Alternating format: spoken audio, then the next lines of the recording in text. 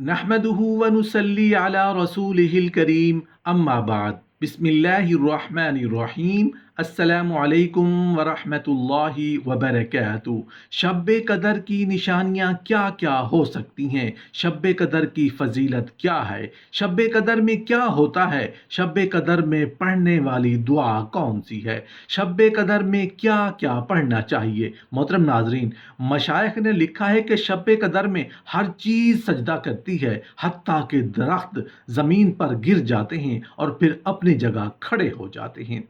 मगर इन चीज़ों का ताल्लुक अमूर कशफ से है कि जो हर शख्स को दिखाई नहीं देते।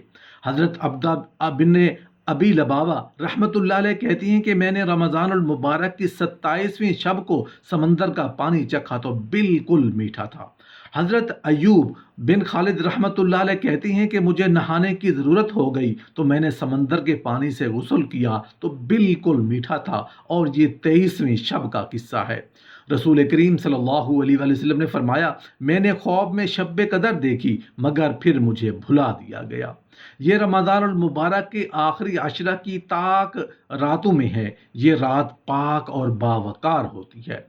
ये मोतदिल रात होती है। हज़रत अबादा रज़ी अल्लाह अन्हु ने नबी करीम सल्लल्लाहु अलैहि वसल्लम से हदीस जिक्र की है कि इस रात की मिन जुमला अलामात ये हैं कि वो रात खुली हुई चमकदार होती है, साफ़ और शफ़ाफ, न ज़्यादा गर्म और न ज़्यादा ठंडी बल्कि मोतदिल, गोया कि इसमें अनवार की कसरत से चांद खिला हुआ है।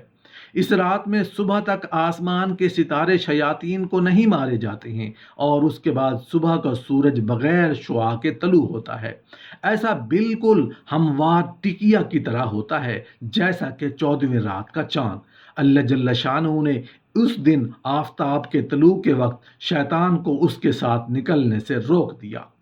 बहुत सी अहादीस के मुताबिक शुआ के बगैर आफताब का तलू होना है और ये अलामत हमेशा होती है, बाकी अलामात का पाया जाना ज़रूरी नहीं। इसी तरह समंदर का पानी मीठा हो जाना, नबी करीम सल्लल्लाहु अलैहि वसल्लम ने फरमाया, ये रात साफ और रोशन होती है, गोया इसमें चांद चमक रहा है, इंतहाई पुरसकून होती है। इस रात में सर्दी होती है न गर्मी। इस रात को सुबह तक किसी तारे को नहीं फेंका जाता और जब सुबह का सूरज तलू होता है तो उसकी शुआएं नहीं होती और 14वीं के चांद की मानद होता है। और उस रोज़ उसके तलू होते वक्त शैतान उसके सामने नहीं आता। मोहतरम नाजरीन, इस अजीम रात की हर घड़ी कबूलियत से माला माल होती है।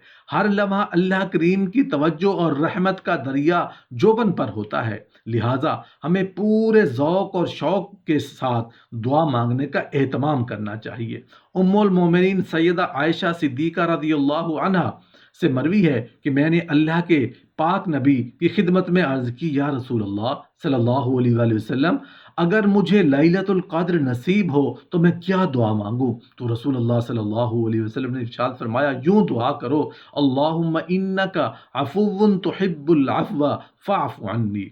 गुनियतुत तालिबीन में हज़रत सैयदना अब्दुल कादिर जिलानी महबूब सुबहानी इरशाद फरमाते हैं कि लैलतुल क़द्र में ज़मीन का कोई टुकड़ा ऐसा नहीं होता जहां फरिश्ते सजदा या क़याम की हालत में मोमिन मर्दों या औरतों के लिए दुआ न मांग रहे हों।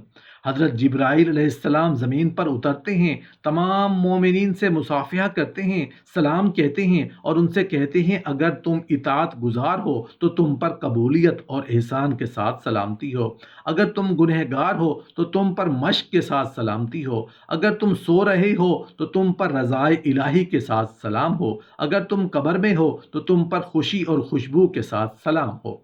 अगर कोई बे औलाद इस अजीम रात में औलाद के लिए दस्ते सवाल दराज करता है तो उसको औलाद की दौलत से माला माल किया जाता है। ये वो मुअज़्ज़म रात है जिसमें अल्लाह ताला अपनी शान के मुताबिक जलवागर होते हैं और दूसरी तरफ फरिश्ते रूए ज़मीन पर गली गली हर कूचे में फैल जाते हैं।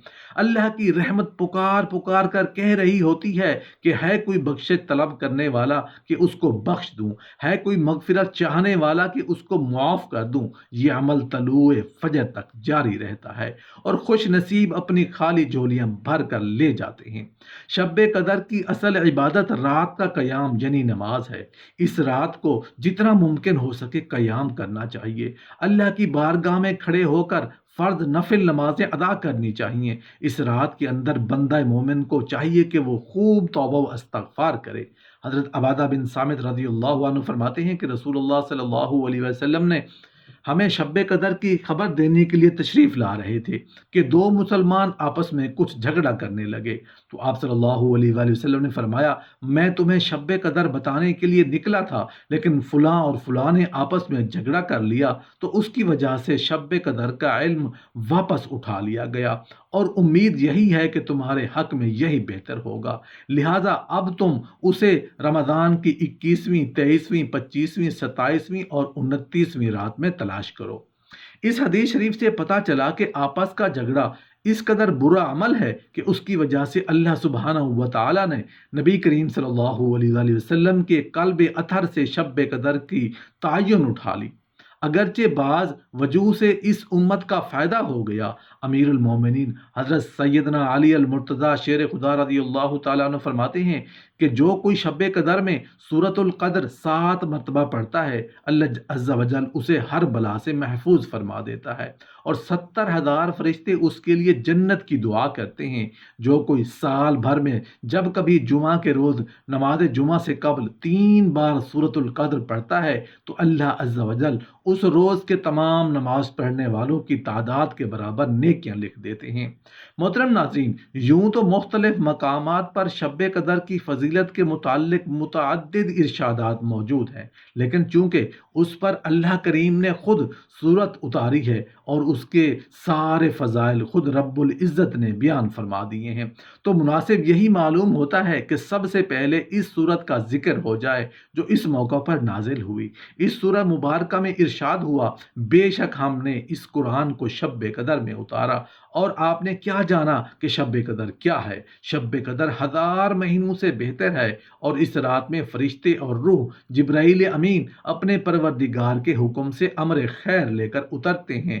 یہ رات طلوع فجر ہونے تک سراسر سلامتی ہے۔ محترم ناظرین، 83 سال 4 ماہ کی عبادت اس سورہ مبارکہ سے معلوم ہوا کہ اس کی ایک رات کی عبادت 1000 مہینوں سے بھی بہتر ہے۔ امت محمدیہ پر اللہ کریم کا یہ فضل عظیم ہے کہ اس میں ایک ایسی رات ہے جس میں اگر خشوع و خضوع سے عبادت کی جائے تو اس کا اجر 83 سال 4 ماہ کی مسلسل اور بے ریا عبادت سے زیادہ ہے۔ اس آیت طیبہ میں عبادت کے اجر کو اس مدت تک محدود نہیں کیا، بلکہ اس کی عدد کا تعین اپنے پاس رکھتے ہوئے اس سے بھی زیادہ اجر ثواب عطا ہو سکتا ہے۔ اس ضمن میں مختلف مفسرین کا آراء موجود ہے، جن کو پڑھ کر یہ نتیجہ اخذ کیا جا سکتا ہے کہ جو شخص جتنا زیادہ خشوع و خضوع سے اللہ کی عبادت کرے گا اس کے اجر میں اتنا اضافہ ہوگا۔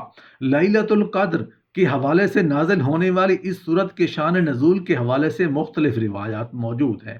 رسول اللہ صلی اللہ علیہ وسلم نے سنا کہ صحابہ کرام سابقہ امتوں کے لوگوں کی عمروں کی طوالت کی بابت گفتگو کر رہے تھے، اس بات پر مغموم تھے کہ ان کی عمریں سب سے کم ہیں، سابقہ امتوں کے لوگ اعمال میں ان پر سبقت لے جائیں گے، اور بعض جگہ یہ بھی ذکر ہے کہ رسول اللہ صلی اللہ علیہ وسلم نے ہم سے خود فرمایا کہ میری امت کے لوگوں کی عمریں کم ہیں تو اعمال میں دیگر امتوں کے لوگ سبقت لے جائیں گے، جس پر اللہ کریم نے یہ آیت نازل فرمائی۔ اگر ان آیات کے مضامین کو اختصار کے ساتھ بیان کیا جائے تو کچھ یوں ہوگا کہ اللہ کریم نے اس رات وہ کتاب نازل فرمائی جو بنی نوع انسان کی ہدایت کے لیے ہے اور ان کے لیے دنیوی اور اخروی سعادت کا سامان ہے۔ اس سورہ مبارکہ میں کہ لیلۃ القدر کی فضیلت کو سوالیہ انداز میں بیان کیا گیا ہے اور اس کی اہمیت کو اجاگر کیا گیا ہے۔ اس میں امت مسلمہ کو خوشخبری دی گئی ہے کہ اگر تم اس ایک رات میں عبادت کرو گے تو آپ کو 1000 مہینوں کا اجر ملے گا۔ اس رات میں فرشتے نازل ہوتے ہیں اور اللہ کی طرف سے خیر و برکت لے کر آتے ہیں، اور یہ سلسلہ فجر تک جاری رہتا ہے۔